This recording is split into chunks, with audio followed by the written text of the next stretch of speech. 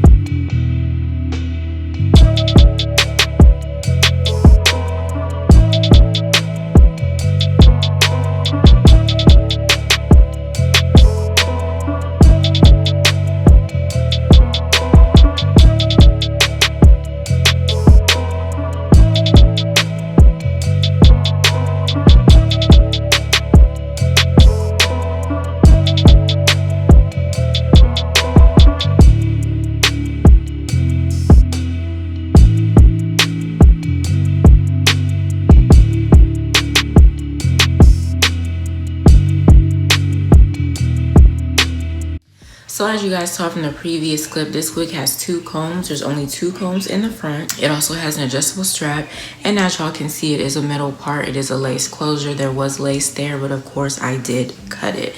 Now I do have to speak on this, but I will do that after I give you guys some more details about this wig. So again, this wig is from GALINA'S Beauty on Amazon. This is their ombre synthetic wig. It's about 26 inches.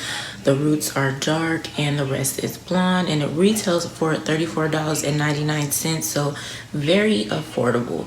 Now the texture is more of a, I say, body wave texture, and it hasn't really, the curl hasn't really, you know, fell out or any of that. I did put a little, just a tad bit of concealer in the middle parts, but that's it. What else? That is pretty much it. Of course, if I left anything out, I will put it in the description box below. Now the wig is cute. The only thing that I hate is that when I cut the lace, like, you can still see this part. I've been having that issue with a couple wigs. I did put some wax on this wig a little bit, and as y'all saw, I did take my hot comb and put a little heat on it because it's kind of flat up here and I don't like that. So it's not flat, it's flat and